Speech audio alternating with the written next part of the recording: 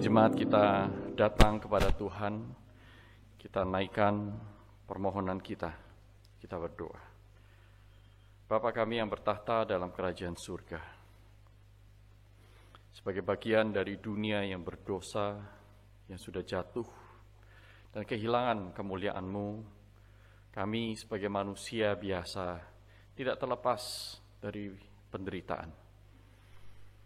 Namun Tuhan, kami rindu supaya lewat penderitaan-penderitaan yang ada, kami boleh bertumbuh, kami boleh semakin mengenal Engkau, kami boleh semakin berhikmat dan beriman kepadamu.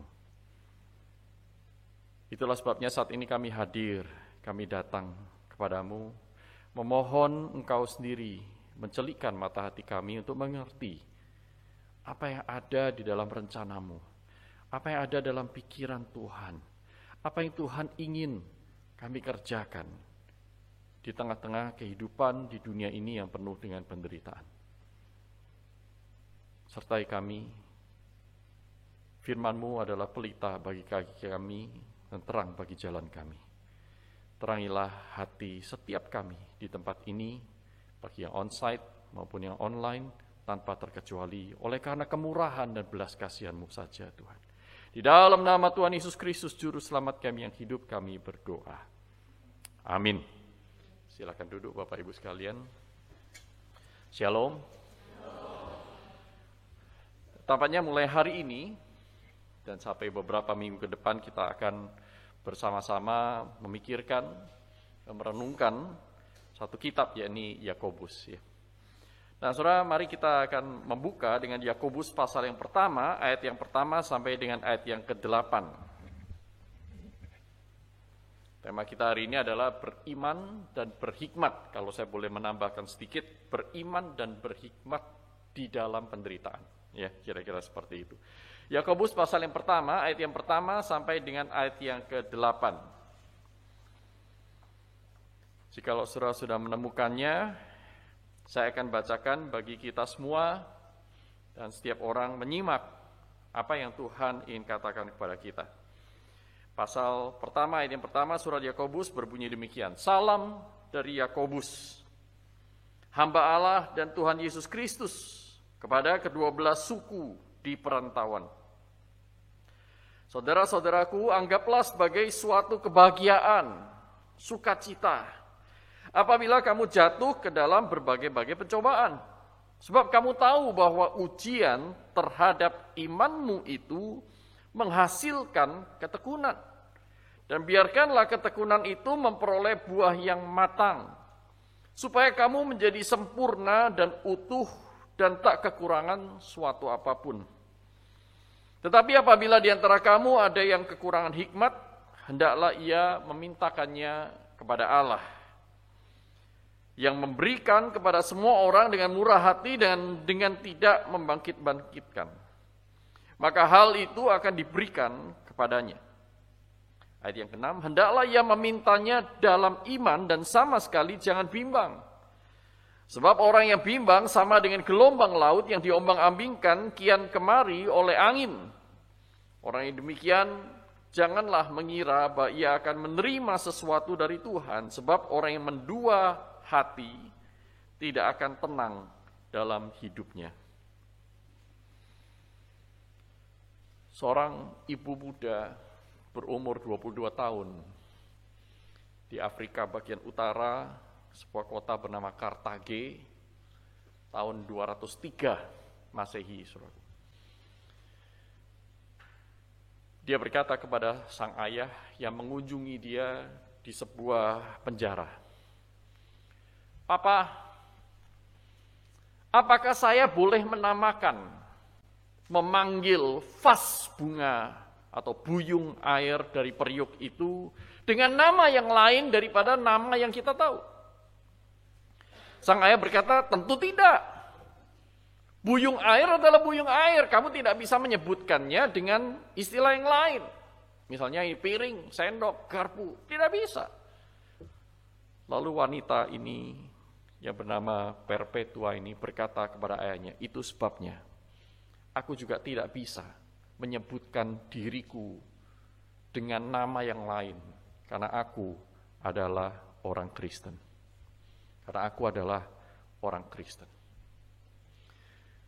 Perpetua saat itu sedang menyusui anaknya ketika dia ditangkap oleh kekaisaran Romawi untuk disiksa dan untuk dibunuh. Bersama dengan beberapa murid Kristus yang lain, karena mereka tidak mau menyangkal Yesus Kristus. Dan itu adalah sebuah pembangkangan bagi kekaisaran Romawi. Karena kekaisaran Romawi hanya mengakui satu raja, satu penguasa, yakni kaisar Romawi. Sedangkan orang-orang Kristen tidak mengakui kaisar Romawi sebagai kaisar, tetapi hanya Yesus Kristus sebagai Tuhan. Saudaraku, akhirnya mereka harus dibawa ke dalam sebuah kolosium, dalam sebuah lapangan yang besar, tempat di mana olahraga itu dilakukan biasanya pada zaman itu. Kalau seorang itu wanita, bersama dengan para wanita yang lain, mereka dilepaskan di lapangan yang besar itu, dan kemudian dilepaskan pula di tengah-tengah lapangan itu banteng, saudara, kalau wanita. Kalau orang-orang itu adalah laki-laki, maka yang dilepaskan adalah babi hutan, beruang, dan bahkan kadang-kadang macan tutul, leopard, macan kumbang. Dan mereka akan disiksa, dimakan oleh binatang-binatang itu. Kalau mereka tidak mati, mereka akan dibunuh dengan pedang. Setiap orang Kristen pada zaman itu, di tempat itu, mereka tahu apa artinya menjadi orang Kristen. Mereka akan menderita. Demikian pula yang dikatakan oleh Yakobus di sini. Salam dari Yakobus, hamba Allah dan Tuhan Yesus Kristus kepada ke-12 suku di perantauan. Di perantauan, orang yang sudah tersebar-sebar. Saudaraku, banyak orang mengatakan bahwa ini Yakobus ini bukan Yakobus murid Yesus, tetapi Yakobus saudara Yesus. Karena kalau murid Yesus itu sudah mati duluan, saudaraku. Dia salah seorang murid yang pertama kali mati, dibunuh menjadi martir adalah Yakobus. Jadi Yakobus yang di sini, yang menulis surat ini untuk orang-orang Yahudi di perantauan adalah Yakobus, adik dari Tuhan Yesus.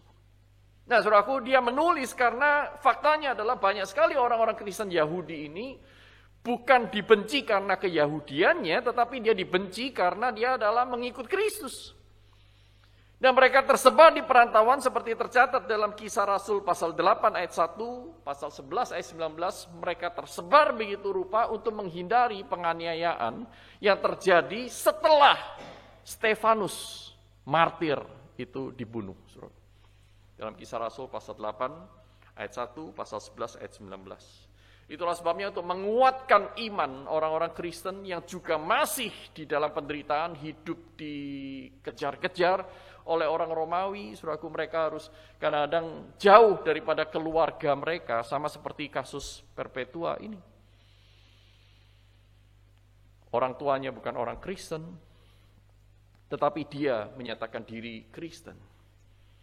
Dia masih menyusui anaknya. Orang tuanya menyuap beberapa penjaga supaya anaknya boleh diizinkan masuk bertemu dengan ibunya. Bersama dengan Perpetua adalah seorang perempuan budak bernama Felicitas. Felicitas sedang mengandung 8 bulan ketika dia ditangkap oleh orang Romawi dan dimasukkan dalam gua bawah tanah yang sama. Bersama dengan mereka ada beberapa laki-laki katekumen, murid katekisasi, saudaraku, yang juga sedang mengikut Kristus. Saudaraku, saya tidak bisa membayangkan bagaimana mereka hidup. Makanannya seperti apa, sakit-sakit fisik yang mereka alami. Namun, saudaraku, ada beberapa macam penderitaan.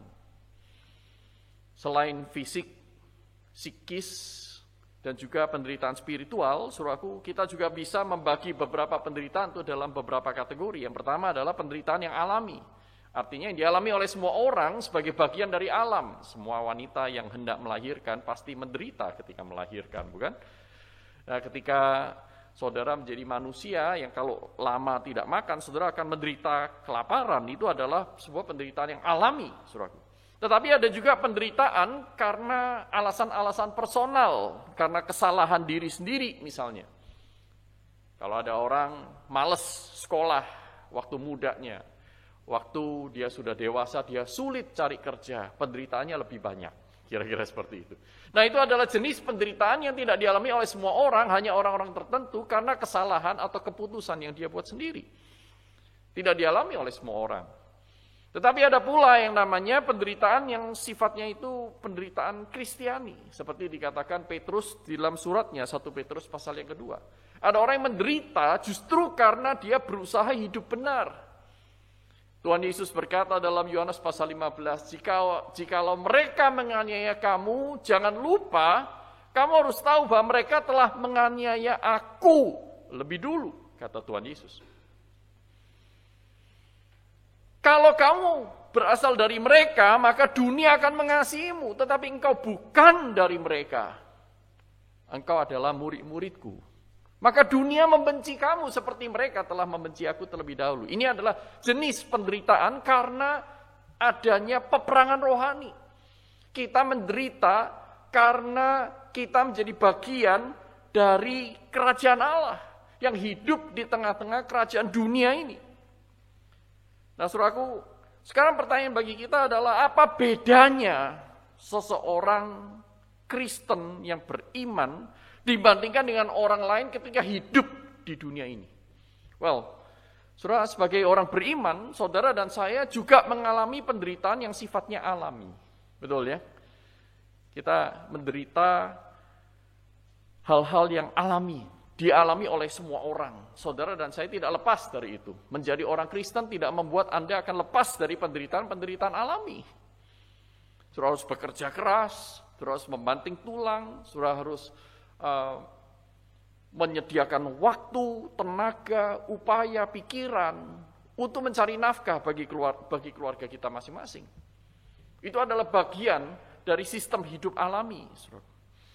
Kita juga masih menanggung yang namanya penderitaan personal, penderitaan pribadi karena kesalahan-kesalahan kita mungkin di masa yang lampau ataupun karena keputusan-keputusan kita. Karena kita pilih bekerja di tempat itu, berarti kita harus menyediakan waktu lebih banyak berada di tengah jalan, naik busway, dan seterusnya, dan seterusnya.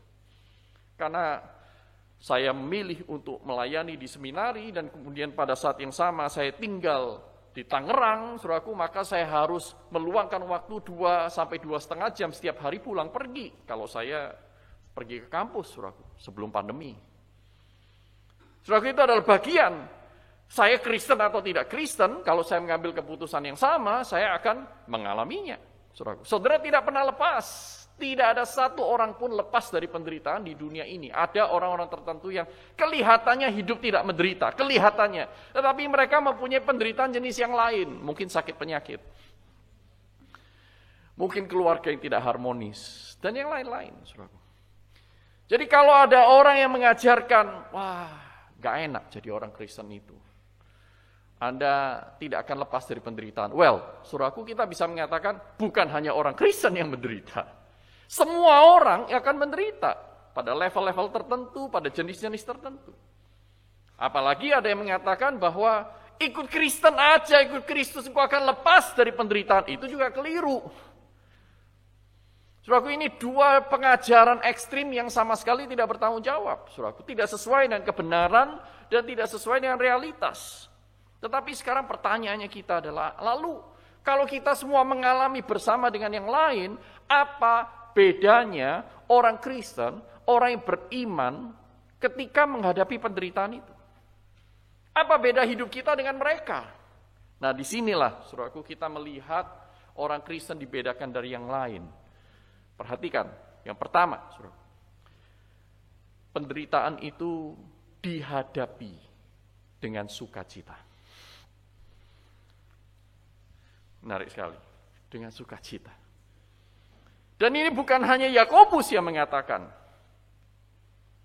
Di dalam bagian-bagian lain dalam Alkitab yang akan kita lihat sebentar lagi, saudaraku, mengatakan hal yang sama. Saudara perhatikan ayat yang kedua sampai dengan ayat yang keempat. Saudara-saudaraku, kata Yakobus, anggaplah sebagai suatu kebahagiaan. Lihatlah penderitaan itu sebagai sukacita. Apabila kamu jatuh ke dalam berbagai-bagai pencobaan. Pencobaan di sini artinya ujian iman, kesulitan-kesulitan hidup. Seperti dialami oleh banyak orang maupun secara khusus dialami oleh anak-anak Tuhan. Peperangan rohani. Sebab kamu tahu bahwa ujian terhadap imanmu itu menghasilkan ketekunan. Dan biarkanlah ketekunan itu matang. Supaya kamu menjadi sempurna dan utuh dan tak kekurangan suatu apapun. Saudaraku, di sini kitab suci mengajarkan kepada kita untuk tidak memandang penderitaan sama seperti dunia memandangnya. Dunia memandang penderitaan hanya sebagai penderitaan yang membuat kita susah di dalam dunia ini, membuat kita sedih, meneteskan air mata, penuh dengan rasa sakit, rasa ditinggalkan, rasa kecewa, atau mungkin yang lain. Kehidupan seperti itu adalah kehidupan yang penuh dengan nelangsa, sengsara. Tetapi orang Kristen yang percaya bahwa Allah itu hidup, yang percaya bahwa Allah itu mengatur segala sesuatu, yang percaya bahwa Allah adalah gembala jiwanya, mereka tidak melihat penderitaan pada penderitaan itu sendiri, tetapi melihat penderitaan sebagai sebuah alat. Penderitaan hanya sebagai alat dan bukan tujuan akhir. Sebagai alat berarti ada tujuan yang lebih yang ingin dicapai lewat penderitaan tersebut. Saudaraku, mengatakan bahwa penderitaan itu adalah sukacita, kita juga tidak mengajarkan bahwa ayo kalau gitu kita setiap hari mencari-cari penderitaan. Saudara bisa ke gereja ini dengan kendaraan, dengan mobil, ya. Tapi supaya saya menderita karena penderitaan itu adalah sukacita, ya sudah. Saya jalan kaki saja. Ini namanya mencari-cari penderitaan. Wah, rumah saya dekat sini, Pak. Untuk bisa datang ke gereja dengan penderitaan supaya saya lebih sukacita, dulu saya jalan, sekarang saya merangkak. Saya pikir itu bodoh, saudaraku. Itu bukan penderitaan yang dimaksud di sini, saudaraku. Ya. Nah, saudara, lalu apa penderitaan seperti ini? Adalah penderitaan atau kesulitan hidup sebagai akibat saudara dan saya hidup bersama dengan Tuhan. Ini adalah penderitaan yang Tuhan pakai bukan atas rencana kita, tetapi yang Tuhan rencanakan supaya saudara dan saya bisa bertumbuh melaluinya. Itulah sebabnya di sini digunakan kata apabila kamu jatuh, artinya bukan kamu yang mau, tetapi kamu ditempatkan di posisi itu. Di dalam berbagai pencobaan. Bukan cuma satu, tetapi beberapa macam, beberapa kali. Saudaraku yang terkasih dalam Tuhan, pertanyaannya adalah mengapa sukacita? Kenapa tidak seperti penganut filsafat stoicism yang mengajarkan bahwa penderitaan itu bagian dari alam, terima saja. Kalau enggak menerimanya, engkau akan lebih menderita lagi. Jadi kalau penderitaan itu datang, terima saja.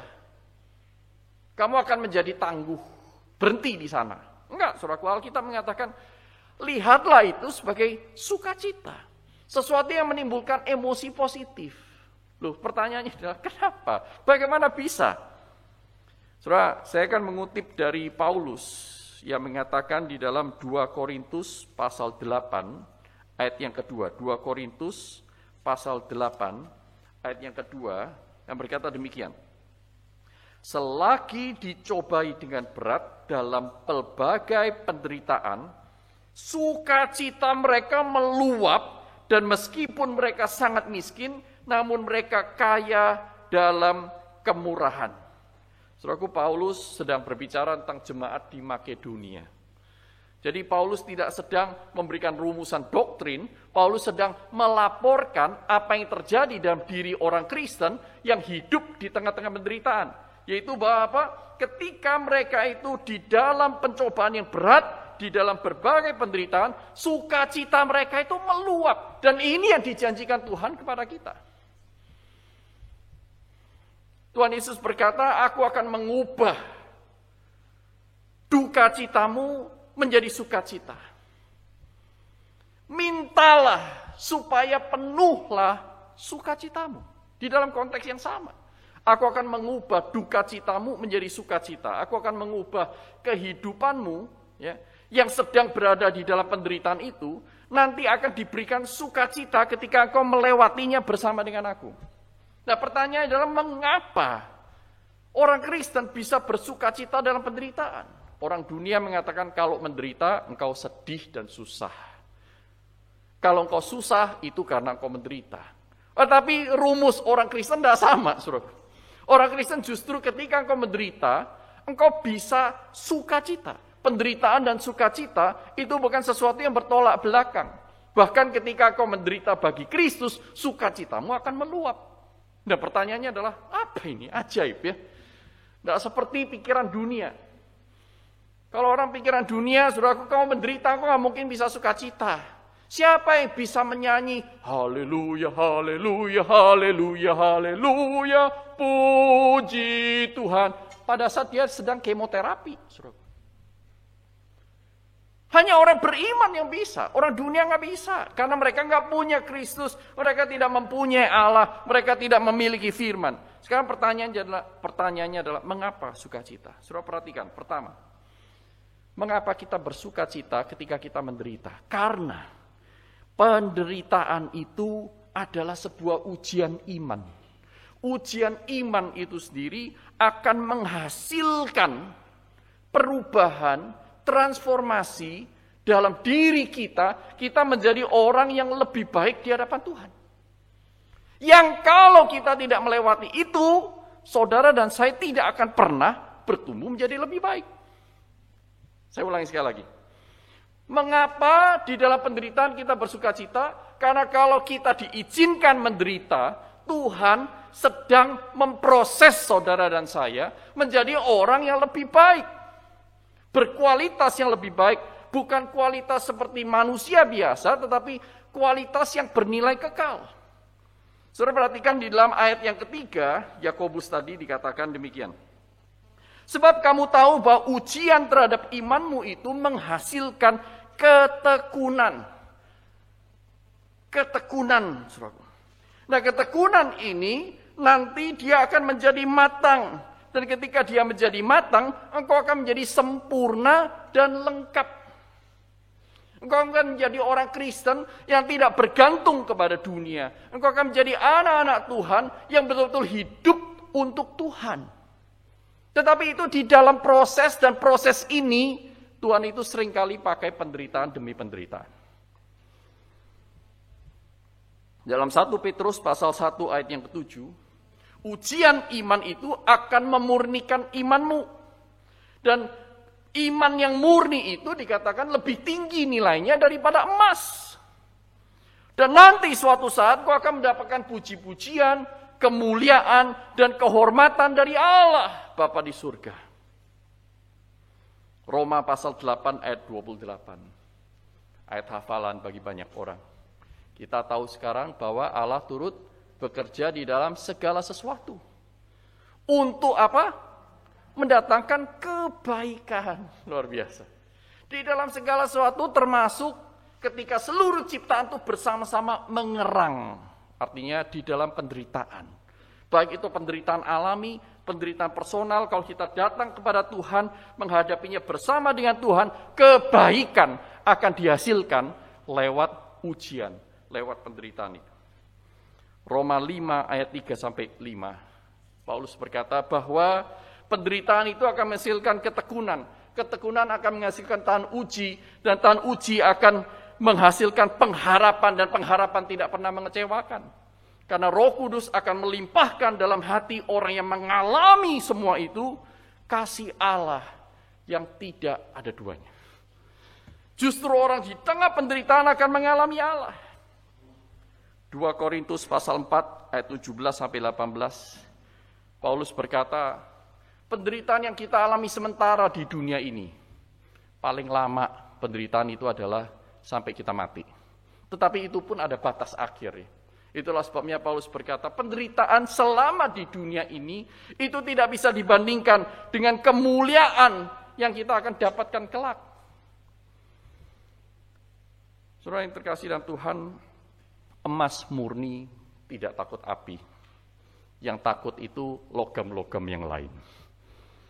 Demikian pula iman yang murni seharusnya tidak takut kesulitan hidup. Mungkin ada di antara kita yang berkata, ya tapi siapa Pak yang tidak takut sama penderitaan? Ya, kita pun sekarang pakai masker, ya kan?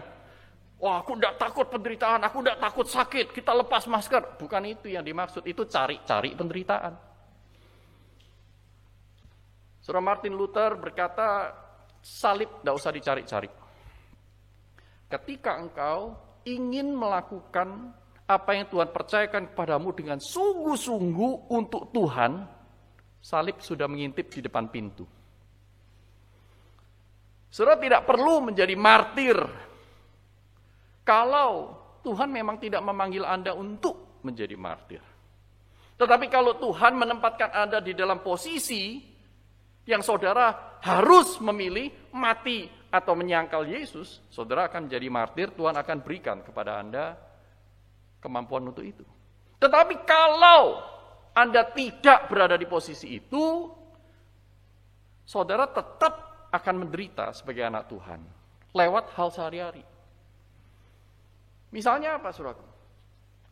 Saudara suami ingin menjadi suami yang baik bagi istri maupun menjadi ayah yang baik bagi anak-anak Anda. Anda pasti menderita. Pasti menderita. Penderitaan sudah di depan pintu. Kalau menjadi suami asal-asalan seperti suami orang dunia, gampang, saudaraku, saudara tidak akan menderita. Dan tidak perlu perhatikan istri, anak. Nggak perlu perhatikan kesejahteraan mereka. Langsung aja sukai, memuaskan nafsu masing-masing. Enak. Nggak perlu repot. Nggak perlu perhatikan perasaan orang lain. Tidak perlu melayani. Enak. Tetapi ketika Anda berkata kepada Tuhan, Tuhan, aku ingin menjadi berkat buat keluargaku. Aku ingin menjadi ayah. Aku ingin menjadi ibu, aku ingin menjadi suami, aku ingin menjadi istri yang menghadirkan Kristus di tengah-tengah keluarga. Salib di depan pintu. Anda akan langsung menghadapi peperangan rohani dengan diri Anda sendiri yang pertama itu. Nonton TV, apa nyapu?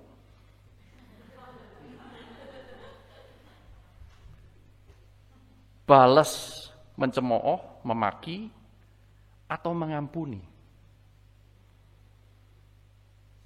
Duduk santai, atau temenin anak baca Alkitab. Saudara langsung mengalami peperangan rohani. Dan itu tidak mengenakkan. Saya tidak mengatakan itu enak. Saya juga tidak mengatakan saya selalu berhasil. Tetapi waktu saya berhasil mengambil keputusan yang benar, saudaraku, saya mengalami apa yang Alkitab katakan. Sukacita itu meluap, saudara. Wah, puji Tuhan, saya bisa mengajak anak saya baca Alkitab sama-sama, berdoa bersama dengan dia. Ngajarin dia bersateduh. Wah, senang sekali, saudara. Karena itu adalah nilai kekal yang tidak bisa saya dapatkan ketika saya menghindari penderitaan itu. Saya harus mengabaikan keinginan saya. Saudara juga bisa melakukan hal yang sama sebagai anak, sebagai orang tua, sebagai karyawan, sebagai pegawai, sebagai seorang entrepreneur. Kalau menjadi yang seperti dunia, gampang. Tetapi menjadi anak Tuhan yang berada di dalam posisi itu, menjadi berkat bagi sesama, saudara akan menderita. Tetapi lihatlah, penderitaan ini adalah sebuah ujian iman. Sebuah ujian sama seperti emas yang diuji oleh api. Ujian iman itu adalah api itu. Tuhan akan memurnikan engkau dan saya. Mengapa sukacita? Yang kedua, saudaraku. Karena penderitaan itu dipakai oleh Tuhan menjadi sebuah konteks hidup, konteks kehidupan, di mana saudara dan saya akan mengalami Allah dan kuasanya. Jadi Allah itu bukan hanya yang kita dengar di gereja, bukan hanya yang kita dengar di khotbah, yang kita baca di dalam firman Tuhan. Tetapi Allah itu betul-betul hidup. Di dalam diri kita, di sekitar kita, kita melihat apa yang dia sedang kerjakan justru pada saat saudara dan saya di dalam pengujian itu. Di dalam penderitaan. Loh kok bisa? Saudara perhatikan 1 Korintus 10 ayat 13. Di sana Paulus berkata, pencobaan-pencobaan yang kamu alami adalah pencobaan-pencobaan biasa. Yang tidak melebihi kekuatan manusia. Pada saat kamu dicobai, dia akan memberimu jalan keluar. Allah adalah Allah yang setia. Dia akan memberikan kepadamu jalan keluar. Dia akan memberikan kepadamu. Artinya apa? Allah terlibat aktif ketika Anda berada dalam pencobaan. Anda akan mengalami Allah di dalam pencobaan itu. 2 Korintus pasal 12 ayat 9-10, 9-10. Ketika Paulus berkata, aku sudah berdoa 3 kali, meminta supaya duri dalam daging ini dicabut, dienyahkan dari aku. Dia menderita. Tetapi justru Tuhan berkata apa? Justru di dalam kelemahanmu lah kuasaku nyata. Mengapa banyak sekali orang Kristen tidak mengalami Allah dalam hidupnya? Allah itu hanya teori, Allah hanya teologi di dalam kelas, ataupun di buku-buku, ataupun dalam perdebatan-perdebatan di YouTube. Tetapi tidak hidup di dalam dirinya. Mengapa? Karena mereka melepaskan diri dari penderitaan yang Tuhan ingin kita ada di dalamnya. Kita berusaha memberontak keluar dari jalan Allah. Tidak heran orang-orang seperti ini imannya itu sangat-sangat dangkal. Bukan iman karena dia mengalami dan mengenal Allah secara pribadi, tetapi iman karena hafalan kadang-kadang. Kita tidak akan mengenal Daniel, Sadrah, Mesah, dan Abednego jikalau mereka tidak melewati perapian yang menyala-nyala dan gua singa, betul? Kita tidak akan mengenal seorang namanya Ayub kalau dia tidak mengalami penderitaan yang dahsyat begitu rupa. Kita tidak akan mengenal Musa dan bahkan bangsa Israel kalau mereka tidak melewati ancaman dari orang Mesir, penjajahan begitu rupa, dan mereka harus melewati Laut Merah. Mereka mengalami penyertaan Allah justru di dalam tantangan hidup. Bukankah Roma 8 ayat 28 tadi juga berkata bahwa Allah turut bekerja di dalam segala sesuatu. Jadi saudaraku, pertumbuhan rohani, kalau saudara betul-betul menginginkannya sebagai anak Tuhan, saya katakan tidak pernah terjadi di dalam zona nyaman. Pertumbuhan rohani tidak pernah terjadi di dalam zona nyaman. Pertumbuhan rohani selalu dan selalu hanya terjadi di dalam konteks penderitaan. Di dalam konteks peperangan rohani. Ketika Tuhan melatih otot-otot iman Anda dan saya. Hanya orang yang percaya kepada Tuhan dan taat melakukan kehendaknya akan keluar dari zona nyaman kehidupan dunia ini. Bukankah Tuhan Yesus memanggil para muridnya? Mari, ikutlah aku. Kamu akan jadikan penjala manusia. Mereka tidak bisa menjadi penjala manusia kalau mereka tetap menjadi penjala ikan. Tetap berada dalam zona nyaman mereka. Maka Tuhan berkata, mari, ikutlah aku. Keluar dari zona nyamanmu. Keluar dari impian-impian duniawimu. Keluar dari kesukaan-kesukaan lamamu. Keluar dari kehidupanmu yang berdosa. Mari, ikutlah aku. Bekerjalah bersama dengan aku. Lakukan apa yang aku lakukan. Maka kamu akan jadikan. Proses transformasi akan terjadi ketika seseorang keluar dari zona nyaman. Nah, pertanyaannya begini. Tetapi, ya kita tahu. Penderitaan itu ada gunanya. Bahkan gunanya kekal. Tapi saya ini loh, mana mungkin saya itu bisa melihatnya seperti itu. Mana mungkin saya bisa menghayatinya seperti Yakobus ini. Jangankan penderitaan-penderitaan yang berat. Penderitaan yang ringan pun saya nggak mau. Kalau bisa orang lain yang melakukan itu. Pelayanan, biarlah orang-orang yang rohani-rohani itu. Kalau saya tidak usah, saya dilayani saja. Nah, bagaimana dengan orang-orang demikian? Orang-orang yang tidak bisa mengerti, orang-orang yang tidak bisa memahami, orang-orang yang dikatakan oleh Yakobus ini kekurangan hikmat. Maka bagian yang kedua, Yakobus berkata, mintalah hikmat. Ayat yang kelima. Tetapi apabila di antara kamu ada yang kekurangan hikmat, hendaklah ia memintakannya kepada Allah, yang memberikan kepada semua orang dengan murah hati dan dengan tidak membangkit-bangkit, maka hal itu akan diberikan kepadanya. Mintalah hikmat. Kalau Anda adalah anak Tuhan, Anda tidak bisa lepas dari penderitaan. Anda adalah manusia, Anda tidak bisa lepas dari penderitaan. Masalahnya adalah bagaimana kita menghadapi penderitaan itu. Itu yang membedakan saudara sebagai orang Kristen atau orang dunia. Nah, bagi anak-anak Tuhan yang tahu bahwa tidak mungkin bisa lepas dari penderitaan, sama seperti perkataan gini, nasi sudah menjadi bubur.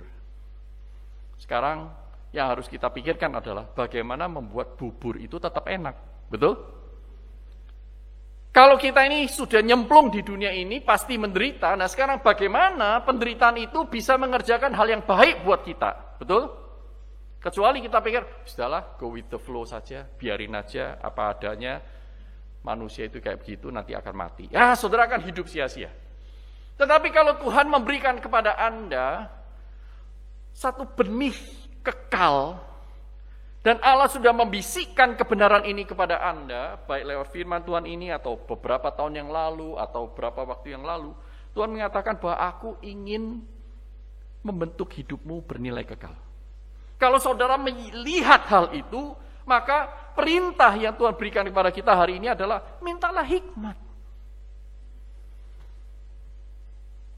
Siapa yang memerlukan hikmat ini? Siapa saja dikatakan. Barang siapa di antara kamu, siapa saja, tidak terkecuali. Bukan hanya majelis, bukan hanya aktivis. Semua orang, siapa saja, di gereja ini, di gereja lain, di luar gereja. Barang siapa yang merasa diri tidak tahu dan membutuhkan arahan, tuntunan, mintalah hikmat. Minta kepada siapa? Minta kepada Allah. Karena apa? Ini bukan hikmat biasa. Ini hikmat yang akan menolong Anda mengubah penderitaan itu menjadi sebuah ujian iman untuk menghasilkan nilai yang kekal. Jadi kalau orang lain sakit, mati, selesai. Kalau Anda sakit, mati. Saudara bersama dengan Allah, dan bukan hanya itu, ketika Anda sakit, Anda menjadi kesaksian yang menolong orang lain untuk datang kepada Allah. Ini yang luar biasa, saudaraku, yang tidak bisa dimiliki oleh orang lain. Saudaraku, apa yang dimaksud dengan hikmat di sini? Mintalah hikmat. Apa artinya? Wangsit? Bukan. Ini adalah hikmat yang hanya Allah bisa berikan. Itulah sebabnya dikatakan mintalah dari Allah. Mintalah dari Allah. Hikmat yang dimaksud di sini adalah sebuah pengetahuan surgawi, kebenaran, sebuah penyataan, penyingkapan akan kebenaran-kebenaran dari Allah sendiri. Dan penyingkapan-penyingkapan ini akan menghasilkan sebuah keterampilan di dalam hidup. Keterampilan dalam hidup, keterampilan untuk mengaplikasikan kebenaran dalam hidup sehari-hari. Sehingga orang-orang yang berhikmat dikatakan dia adalah orang-orang yang bijaksana. Sophia, sophos dalam bahasa Yunaninya, yaitu yang dikontraskan dengan orang yang bodoh. Orang yang asophos, orang yang bebal, orang yang gak mau diajar. Nah, saudaraku, jadi jikalau saudara dan saya hari ini mengatakan bahwa topik penderitaan ini berat, Pak, tapi saya mau belajar, maka Tuhan berkata kepada Anda, mintalah kepada saya, mintalah kepadaku, aku akan memberikannya kepadamu. Engkau tidak bisa minta ke yang lain, engkau harus datang kepada firman-Ku. Nah, saudaraku, mengapa hikmat diperlukan? Supaya saudara dan saya bisa melihat hal-hal yang kekal, karena hikmat ini adalah kacamata. Seorang pejabat hendak meresmikan sebuah pameran lukisan yang terkenal di sebuah kota.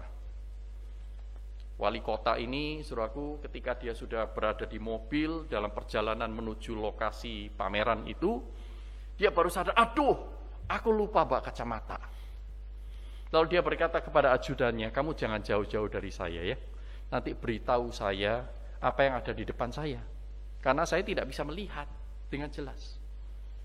Nah, kemudian supaya dia tampil tetap pede, confident, dia masuk ke dalam ruang pameran itu dan menyambut satu orang dengan yang lain, dan saatnya dia untuk menggunting pita. Wah, semua orang tepuk tangan. Wah, hebat. Terima kasih Pak Wali Kota yang sudah bersedia hadir. Dan Pak Wali Kotanya diantar. Mari Pak, kita menikmati satu persatu lukisan itu. Nah, kemudian Wali Kota ini mulai melihat sebuah lukisan, saudaraku. Dia berkata, waduh, bagus banget ya. Ini lukisan kupu-kupu ini begitu hidup, warnanya begitu dinamis. Ajudannya bilang, Pak, itu bukan kupu-kupu, itu buaya.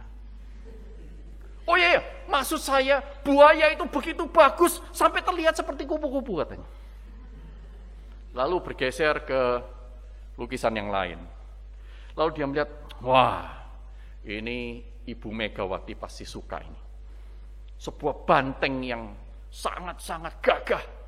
Ajudannya, Pak, itu bukan banteng, itu gajah. Oh iya, gajah itu mempunyai belalai ya, dan mempunyai gading yang begitu rupa, sehingga terlihat itu seperti tanduk banteng. Lalu yang terakhir dia bergeser lagi. Wah, ini luar biasa, seperti hidup lukisan ini. Cimpanse yang sangat-sangat hebat. Ini pasti hebat penggambarnya. Pak, aduh, itu bahkan bukan lukisan, itu cermin.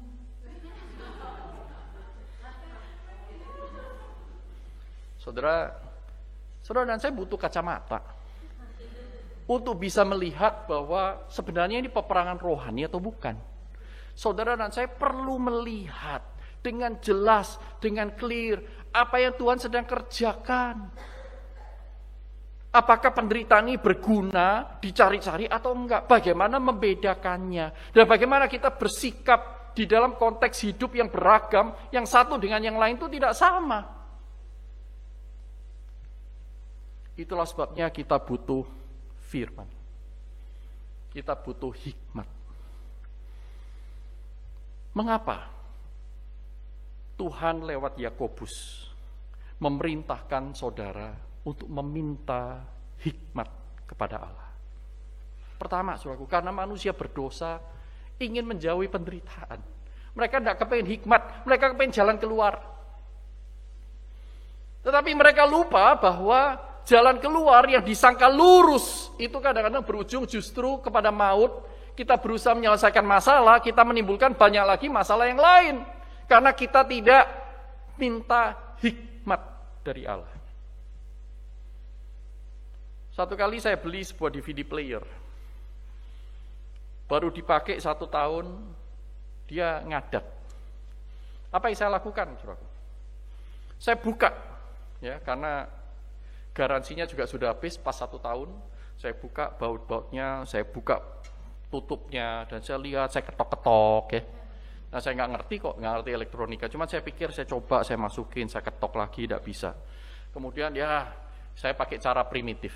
Saya udah balikin lagi, kemudian saya pukul. Ya, DVD player. Saya coba lagi, nyala apa enggak? Saya matiin, nyalain lagi, enggak bisa. Akhirnya saya bawa itu ke tong sampah. Pada saat saya berjalan menuju tong sampah, saya bertemu dengan rekan mahasiswa yang lain. Pada saat itu saya ada di Amerika, seorang dari Brazil, hamba Tuhan dari Brazil. Lalu dia tanya, loh, kenapa kok mau dibuang? Rusak, saya bilang. Loh, kok bisa? Lalu kamu ngapain aja?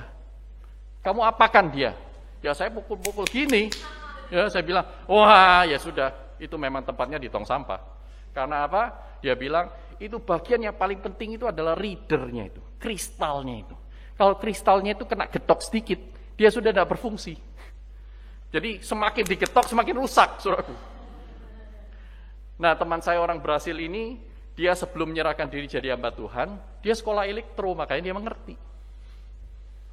Nah, saudara, seringkali kita berpikir dengan hikmat manusia, hikmat kita sendiri, kita tidak menyelesaikan penderitaan, tidak mengubah penderitaan menjadi konteks yang membuat kita menjadi orang yang lebih baik, diproses oleh Tuhan. Tetapi kita tidak membutuhkan hikmat. Secara manusia, saudara dan saya tidak kepingin hikmat Tuhan. Kita kepingin menjauh dari Tuhan. Itulah sebabnya Tuhan berkata, mintalah hikmat. Karena itu tidak mungkin keluar dari diri kita sendiri keinginan itu. Maka Tuhan memerintahkan. Ketika Tuhan memerintahkan, Tuhan ingin memastikan Anda dan saya mendengar perintah itu dan mengetahui maksud baik Tuhan. Mengapa Tuhan memerintahkan kita untuk meminta hikmat? Karena meminta kepada Tuhan itu adalah wujud iman. Saudara tidak akan meminta sesuatu yang penting kepada orang yang Anda tidak percayai. Kepada orang yang Anda tidak percayai. Saudara mau berkata kepada orang pinggir jalan, tolong, saudara minta, potong rambut saya. Saudara tidak akan melakukan itu. Saudara minimal DPR, ya kan, minimal tuh ya, di bawah pohon rindang. Itu pun kalau saudara sudah mendengar rekomendasi, itu minimal. Ini baru untuk rambut, saudaraku. Bagaimana dengan hidup? Apakah saudara akan mempercayakan hidup Anda kepada nasihat orang-orang yang juga berdosa sama dengan kita? Enggak kan? Jadi kalau Anda meminta kepada Tuhan, itu adalah sebuah wujud iman dan Tuhan itu senang kepada orang yang meminta kepadanya. Saudara perhatikan di sana, dalam ayat yang kelima itu, dia akan memberikan kepada semua orang dengan murah hati, dengan tidak membangkit-bangkit. Murah hati mungkin saudara tahu. Wah, dia dengan generous ya, membagi-bagikan. Kau minta berapa? Aku kasih lebih. Sampai kamu nek-nek juga aku kasih. Firmanku ini tidak kurang hikmatnya. Ambillah semaumu. Pelajarilah sedalam kamu bisa pelajari. Gunakan waktu sebanyak yang kamu mau luangkan. Tentu semakin banyak waktu yang kita luangkan, kita mendapat semakin banyak. Tetapi kata membangkit-bangkit mungkin saudara dan saya kurang jelas ya. Apa itu artinya? Tuhan tidak memberi kepada seseorang dengan membangkit-bangkit. Artinya itu mengungkit-ungkit kesalahan orang. Nah, tangkap ya. Tuhan itu tidak memberikan sesuatu yang baik dengan menegur, dengan mengutuk. Itu istilah arti dari kata membangkit-bangkit. Jadi kalau saudara minta kepada Tuhan, tidak usah takut. Tuhan itu senang dengan orang yang minta kepadanya, karena Tuhan melihat bahwa, puji Tuhan, sekarang kamu percaya kepada aku. Puji Tuhan, kamu sudah beralih dan bertobat. Sekarang kau mengandalkan aku. Aku senang sekali, aku akan kasih. Aku tidak akan mengutuk kamu, mengata-ngatai kamu ketika kamu minta aku. Seperti yang, biasa kita lakukan.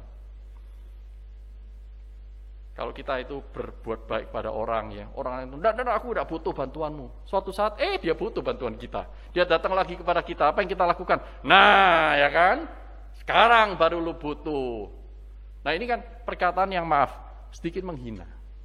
Nah, ini perkataan yang membangkit-bangkit. Dulu aja ya, kamu tidak mau minta bantuanku, sombong lu. Sekarang minta bantuan, ngemis-ngemis lagi, aku tidak kasih. Nah, ini yang disebut dengan membangkit-bangkit. Tetapi Tuhan kita bukan Tuhan yang begitu. Tuhan yang justru memerintahkan, mintalah, engkau akan mendapatkan, carilah, engkau akan menemukan, ketuklah, pintu akan dibukakan. Betapa besar kasih Tuhan kepada kita. Mengapa Tuhan memerintahkan kita untuk meminta hikmat? Karena hanya Allah yang bisa memberi hikmat itu. Sudah tidak bisa minta ke yang lain. Mengapa Allah memerintahkan kita untuk meminta hikmat kepada Allah? Karena Allah berjanji, barang siapa minta, dia akan diberi. Yang berjanji ini bukan manusia yang hari ini ingat besok lupa. Tetapi ini adalah Allah yang maha tahu, yang maha mampu, maha kuasa. Terakhir yang ketiga. Ayat 6 sampai ayat yang ke-8. Hendaklah ia memintanya dalam iman. Dan sama sekali jangan bimbang. Sebab orang yang bimbang sama dengan gelombang laut yang diombang-ambingkan kian kemari oleh angin. Orang yang demikian janganlah mengira bahwa ia akan menerima sesuatu dari Tuhan. Sebab orang yang mendua hati tidak akan tenang dalam hidupnya. Kalau meminta hikmat, mintalah dengan iman, bukan meminta dengan bimbang. Apa artinya meminta dengan iman? Ada apa artinya bimbang di sini? Saudaraku, bimbang di sini artinya itu selalu berpikir dua arah. Kata yang dipakai adalah diakrinomenos. Dia itu dua. Krino itu memberikan judgment, memberikan penilaian ganda. Jadi kalau misalnya seseorang yang meminta dengan bimbang itu seperti apa? Misalnya saya berkata kepada Pak Yunus mumpung nggak di sini. Pak Yunus, apa Pak Yunus bisa bantu saya? Bantu apa Pak? Ya apakah Pak Yunus bisa bantu saya melakukan A gitu misalnya? Katakanlah bantu promosi STT saya, misalnya seperti itu ya. Nah, kalau saya meminta dengan iman, saya berkata, saya percaya dia akan melakukan. Kalau saya meminta dengan bimbang, saya akan berpikir begini, mana mungkin dia bisa begitu. Ya saya mesti minta, tapi ya mana mungkin. Mana mungkin Pak Yunus mau, mana mungkin ini, mana mungkin itu. Nah nanti dia lupa bagaimana, dan seterusnya. Jadi curiga. Bahasa Inggrisnya curigation. Suka curiga, ya kan? Ya, saudara yang tahu istilah itu ya. Itu zaman dulu kayaknya, saya sudah jarang dengar ya. Curigation, saudaraku. Ya, bimbang itu namanya. Nah, saudaraku, Allah tidak menjanjikan dia akan menjawab doa orang yang bimbang. Bahkan firman Tuhan berkata, orang yang bimbang tidak akan menerima apa yang dia minta. Tetapi kalau engkau minta hikmat, mintalah dengan iman, tidak bimbang. Karena orang yang bimbang seperti diombang-ambingkan oleh laut, saudaraku. Oleh angin di tengah-tengah laut. Orang seperti itu hidupnya tidak akan pernah tenang. Tapi kalau engkau berdoa, mintalah kepada Allah apa yang Tuhan ingin engkau minta, apa yang Tuhan janjikan. Nah ini banyak orang keliru, saudara. Orang meminta kepada Tuhan apa yang Tuhan tidak mungkin kasih.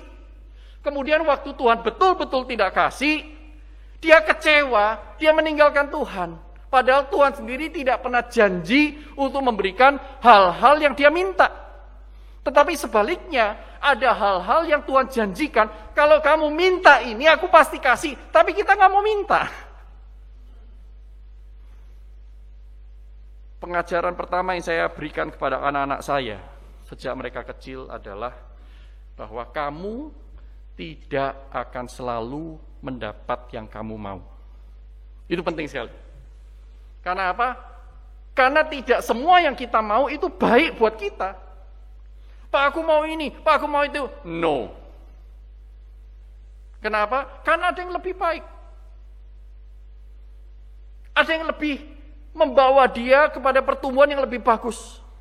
Pak, aku minta permen. No, gigimu nanti sakit. Tetapi pada saat seseorang meminta, dia pasti mendapatkan jawaban. Itu pasti karena Tuhan yang menjadi Bapa kita. Tuhan pasti menjawab yes or no. Kalau tidak sesuai dengan kehendak Tuhan, Tuhan pasti jawab no. Kalau sesuai dengan kehendak Tuhan, Tuhan pasti kasih Anda. Itulah sebabnya dalam firman Tuhan dikatakan, pada saat engkau memintanya, percayalah bahwa kamu telah menerimanya. Karena kita bukan meminta kepada Allah yang tidak maha kuasa. Kita bukan meminta kepada Allah yang tidak memegang janjinya. Segala sesuatu yang dia janjikan, dia akan berikan. Di dalam hal ini, mintalah hikmat, Allah akan memberikan kepada saudara hikmat. Engkau bersedia enggak menjadi bagian dari jawaban doa? Engkau minta hikmat, datanglah kepada hikmat. Tuhan akan kasih. Saudaraku, ada bagian yang penting sekali dalam Amsal 2 ayat 1-6, mungkin yang akan mengakhiri khotbah ini. Amsal 2 ayat 1-6, nanti kita lanjutkan dengan pasal 3 ayat yang ke-12. Amsal 2 pasal pertama, hai anakku, jikalau engkau menerima perkataanku dan menyimpan perintahku di dalam hatimu, sehingga telingamu memperhatikan hikmat dan engkau mencenderungkan hatimu kepada kepandaian, ya, jikalau engkau berseru kepada pengertian dan menunjukkan suaramu kepada kepandaian, jikalau engkau mencarinya seperti mencari perak dan mengejarnya seperti mengejar harta terpendam, maka engkau akan memperoleh pengertian tentang takut akan Tuhan dan mendapat pengenalan akan Allah, karena Tuhanlah yang memberikan hikmat, dan dari mulutnya datang pengetahuan dan kepandaian. Pasal 3 ayat 12, karena Tuhan memberi ajaran kepada yang dikasihinya, seperti seorang ayah kepada anak yang disayang. Mintalah, engkau akan mendapatkan. Carilah, engkau akan menemukan. Ketoklah, maka pintu akan dibukakan. Tapi pastikan, saudara dan saya meminta, mencari, dan mengetok untuk hal-hal yang Tuhan janjikan, Tuhan pasti berikan. Tuhan, aku minta mobil, Tuhan belum tentu kasih. Tuhan, aku mau melayani. Berikan aku hati yang mengasihi. Tuhan pasti kasih. Masalahnya, kita nggak doa hal-hal begituan. Kita berdoa hal yang mau memuaskan nafsu kita. Itulah sebabnya Yakobus di pasal yang keempat, saudaraku, dia mengatakan bahwa kita berdoa dan kita tidak menerima apa-apa karena kita salah berdoa. Yang kita inginkan adalah untuk memuaskan nafsu kita. Nggak heran, kita nggak dapat apa-apa. Tetapi kalau kamu berdoa, berdoalah dengan iman. Artinya percaya bahwa Allah tahu yang terbaik. Saudara, Joni Eareckson Tada, mungkin ada beberapa di antara kita mengenal seorang wanita, sampai saat ini masih hidup. Dia mungkin bukan perpetua di abad yang ketiga, tetapi dia adalah anak Tuhan yang dipakai Tuhan di dalam segala penderitaannya. Ketika dia berusia 17 tahun, dia terlibat dalam kecelakaan yang membuat dia menjadi quadriplegic. Artinya dari leher ke bawah itu lumpuh. Kecelakaan ketika dia bermain di pantai, dia lompat dari sebuah tebing, dia pikir airnya itu cukup dalam, ternyata airnya sangat dangkal. Maka patah urat syaraf di sini, sehingga dari leher ke bawah dia menjadi lumpuh. Ketika dia berusia 38 tahun, di dalam kelumpuhan itu, dia mengalami sakit kronis, rasa sakit yang sangat kronis, sakit luar biasa, padahal sudah lumpuh. Dokter berkata bahwa aneh sekali, orang sudah quadriplegic, sudah lumpuh sebagian besar, masih merasakan sakit seperti itu. Tapi dia alami itu. Tahun 2010, dia mengidap kanker payudara. Dinyatakan bebas beberapa tahun berikutnya, tapi kemudian kena lagi yang kedua. Nah, saudaraku, satu kali seorang pendeta, Francis Chan, bertanya kepada dia lewat email. Kalau Anda bertanya, loh Pak, orang sudah lumpuh mana bisa baca email? Bisa, saudaraku, pakai suara. Ya, ada teknologinya. Nah, Francis Chan bertanya, Joni, aku sudah mendengar banyak sekali apa yang kamu alami. Bagaimana keadaanmu sekarang dan apa yang saya bisa bantu? Francis Chan kaget sekali ketika mendapat jawaban dari Joni itu. Joni menjawab begini, Francis, saya juga mendengar banyak kabar baik tentang dirimu. Tetaplah giat melayani Tuhan. Mengenai penderitaan saya sudah berhenti bertanya mengapa. Tetapi setiap pagi saya membuka mata, saya bertanya, bagaimana saya bisa hidup hari ini melayani Tuhan dan sesama. Seorang Joni umur 17 tahun yang tidak tahu apa-apa, orang Kristen yang biasa, tetapi Tuhan ubah sampai hari ini. Dia menjadi berkat bagi banyak orang, bagi orang-orang cacat yang lain tidak terkecuali, apalagi saudaraku. Bagi jutaan orang, mungkin puluhan juta orang menemukan Kristus di dalam hidup Joni. Setelah dia meninggal nanti, saya percaya Tuhan akan berkata, mari hambaku yang baik dan setia. Sekarang kau tidak cacat lagi, karena kecacatan itu hanya sementara. Engkau tidak sakit lagi karena sakit itu hanya ada di dunia ini.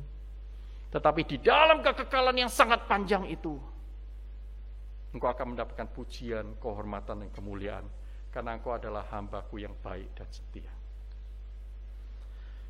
Mari kita berdoa.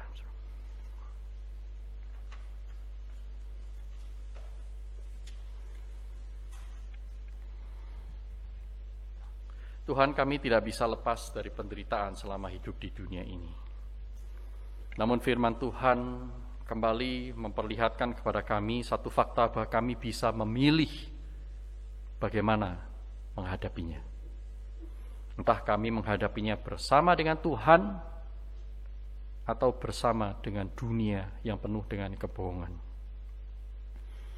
Kami rindu Tuhan mendapatkan hikmat dari Tuhan, sehingga ketika kami mengalami sakit penyakit, penderitaan dalam hidup sehari-hari, ketika kami melayani keluarga dan orang-orang yang bekerja bersama dengan kami di tempat kerja, kami boleh menggunakan hikmat dari Tuhan itu, menjadikan penderitaan sebagai ujian iman yang akan memurnikan kami.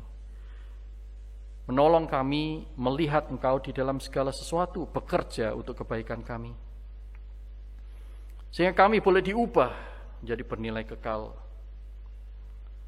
Seperti Perpetua, ibu yang muda itu, di abad yang ketiga, maupun seperti Joni. Kami tidak mau mencari-cari penderitaan, tetapi apa yang Tuhan